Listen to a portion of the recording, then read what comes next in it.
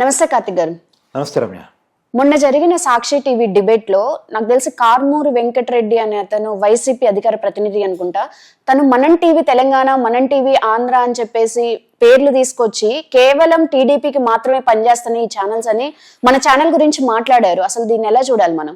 అవును, కారుమూరి వెంకటరెడ్డి వైసీపీ అధికార ప్రతినిధి ఎవరైతే ఉన్నారో, సాక్షి సంబంధించిన జర్నలిస్టు ఈశ్వర్ నిర్వహించినటువంటి డిబేట్లో పేరు పెట్టి మనం టీవీ వరల్డ్, మనం టీవీ తెలంగాణ, మనం టీవీ ఆంధ్రప్రదేశ్ ఈ ఛానల్ పేరు పెట్టి, అంటే ఒక లిస్ట్ చదివాడు, చాలా ఛానల్స్ లిస్ట్ చదివాడు. దాంట్లో మనం టీవీకి సంబంధించిన 4 ఛానళ్ళ పేరు ప్రస్తావించాడు. ఇవన్నీ టీడీపీ కోసం పనిచేస్తున్నాయి అని చెప్పేసి ఒక అపవాదుని మనమే చేసే ప్రయత్నం వేశాడు. విచిత్రం ఏంటంటే, ఇదే కారుమూరి వెంకటరెడ్డి మన టీవీలో మాట్లాడిన వీడియోస్ ఉన్నాయి. మరి నిజంగా టీడీపీ కోసమే కారుమూరి వెంకటరెడ్డి మన టీవీకి వచ్చి మాట్లాడా? చంద్రబాబు నాయుడు దేవుడు, జగన్మోహన్ రెడ్డి దొంగ అని చెప్పేసి మన టీవీకి వచ్చారని మాట్లాడా? వైసీపీకి వ్యతిరేకంగా టీడీపీకి అనుకూలంగా మాట్లాడా? టీడీపీ కోసమే కనుక మన ఛానల్లో పనిచేసి ఉంటే కారుమూరి వెంకటరెడ్డి వచ్చి ఎట్లా మాట్లాడి ఉండేవాడు? కొమ్మినేని గారి గతంలో మాట్లాడారు, వాళ్ళ ఛానల్లో పనిచేస్తున్న వ్యక్తి. ఇలా అనేక మంది మాట్లాడారు. కాకపోతే మనం ఎక్కువగా ఫోకస్ చేసే విషయాలు ఎలా ఉంటాయంటే రమ్య, ప్రజలకు సంబంధించిన అంశాల మీద ఉంటాయి. ప్రజలు ఏమనుకుంటున్నారు, ప్రజల వేదన ఏంటి, ఆవేదన ఏంటి, రాజకీయ పార్టీలు ఎలా ఉండాలి, ఎలా ఉండకూడదు, రాజకీయ నాయకులు ఎలా ఉండాలి, ఎలా ఉండకూడదు, ఇవన్నీ మాట్లాడుతున్న క్రమంలో సహజంగా మన వేళ్ళు ఎక్కువ వైసీపీ వైపు చూపిస్తాయి. మన వేళ్ళు ఏంటి, ఆంధ్రప్రదేశ్లో ప్రజలందరి వేళ్ళు కూడా వైసీపీ వైపు చూపించాయి. అందుకని అలా వైసీపీ 151 సీట్ల నుంచి 11 సీట్ల పడిపోయింది. దీన్ని రివ్యూ చేసుకోవాలి.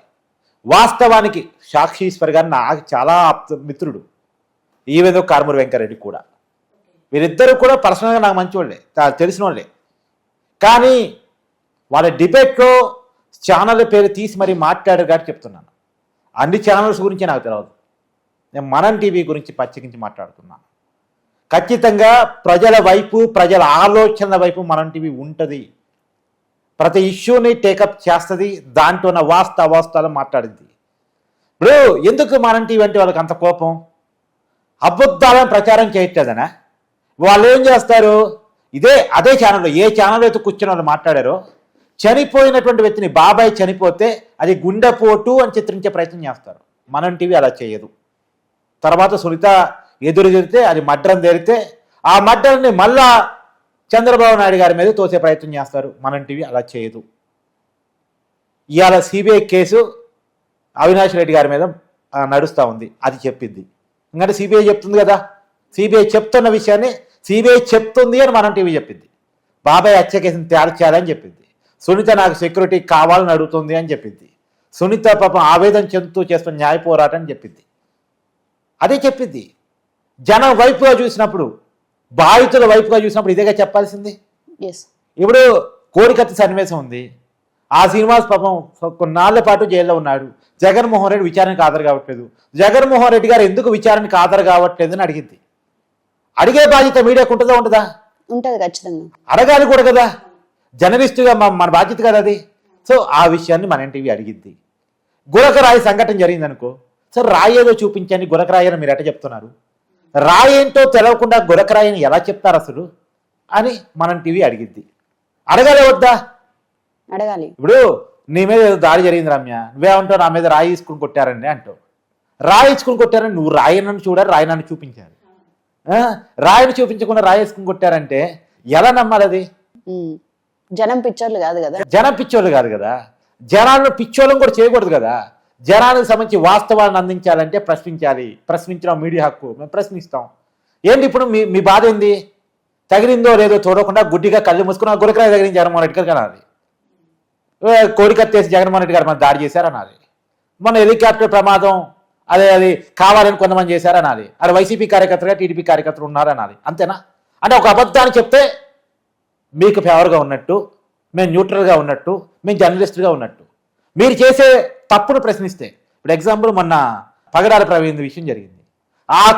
మనం ఏదైతే చెప్పామో కొన్ని రోజుల తర్వాత కుటుంబ సభ్యులు కూడా అదే చెప్పారుగా. అవును, మనం టీవీ ఏదైతే చెప్పిందో పగడాల ప్రవీణ్ కుటుంబ సభ్యులు కూడా అదే చెప్పారుగా.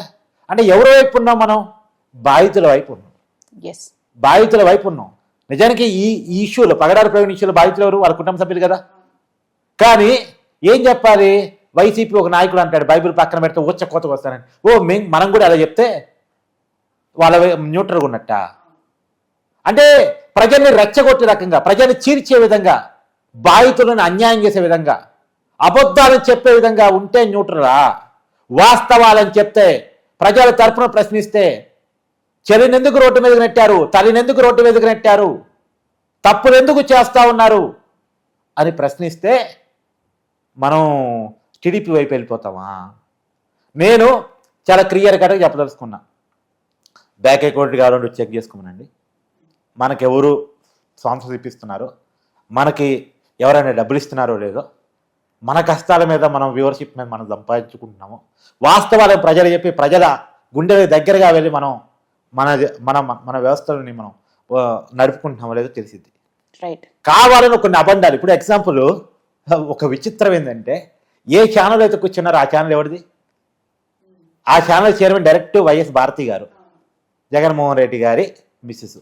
అంటే డైరెక్ట్గా వాళ్ళే పెట్టుకున్న ఛానల్. అది రాజకీయ పార్టీ కోసం పనిచేస్తున్న సంస్థ కాదా? ఆ పేపర్ కానీ ఆ ఛానల్ కానీ ఒక రాజకీయ పార్టీ కరపత్రిక, ఒక రాజకీయ పార్టీ కోసం పనిచేస్తున్నాయి.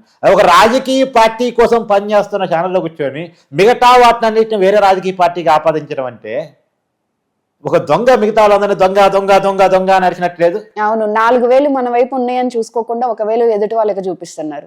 ఒక న్యూట్రల్ ఛానల్లో ప్రజల గురించి మాట్లాడుతూ ఏ రాజకీయ పార్టీకి వత్తాస పలికిన ఛానల్లో కూర్చొని మాట్లాడితే సరే ఓకే కొంత, కానీ ఒక రాజకీయ పార్టీ డైరెక్ట్ జగన్మోహన్ రెడ్డి గారి ఛానల్లో కూర్చొని మిగతా రాజకీయ తమ వ్యతిరేకించి తమ చేస్తూ అన్యాయాలని, అబండాలని, మోసాలని, కుట్రలని ప్రజలకి పూసకొచ్చినట్టు వివరించగలిగే ఒక వ్యక్తులని ఛానల్ని పట్టుకొని ఇవాళ మీరంతా టీడీపీ వాళ్ళు అంటే నిజాలు చెప్పే వాళ్ళంతా టీడీపీ వాళ్ళు, ప్రజలకి చైతన్యం చేసే వాళ్ళంతా టీడీపీ వాళ్ళు, కుట్రలన్నీ ఛేదించే వాళ్ళంతా టీడీపీ వాళ్ళు, నిజాలు చెప్పడమే టీడీపీ సభ్యత్వం అని చెప్పేసి వైసీపీ అనుకుంటే మనం చేయగలిగింది ఏమీ లేదు. అంటే ఇక వాళ్ళందరూ వాళ్ళే, మేము అబద్ధాలు చెప్పేవాళ్ళం, మేము కుట్రలు చేసేవాళ్ళం, మేము మోసాలు చేసేవాళ్ళం, మా కుట్రలు మోసాలు దగాలు సమర్థించే వాళ్ళు మాత్రమే మా వాళ్ళు, ప్రశ్నించే వాళ్ళు మా వాళ్ళు కాదు అని వాళ్ళు అనుకుంటే మనం ఏం చేయలేం. అంతే. కానీ జర్నలిస్టులుగా ఎవరు తప్పు చేసినా మనం ప్రశ్నించడానికి సిద్ధం. అదేంటో తప్పులన్నీ ఎక్కువ వైసీపీ వైపే కనపడతా ఉంటాయి. తప్పులన్నీ వైసీపీ వైపు కనపడుతున్నాయి నేను చెప్పట్లే, షర్మిల చెప్తుంది, విజయమ్మ చెప్తుంది, సునీతమ్మ చెప్తుంది. అంటే నేను టీడీపీ పేరు ప్రస్తావించట్లే, వాళ్ళ కుటుంబ సభ్యుల పేరు ప్రస్తావిస్తాను. వాళ్ళ కుటుంబ సభ్యులు చెప్తున్నారు. ఇప్పుడు మొన్నటిదాకా జగన్మోహన్ రెడ్డితో కలిసి జైలు జీవితం అనుభవించినటువంటి విజయసాయి రెడ్డి కూడా చెప్తున్నాడు. రైట్.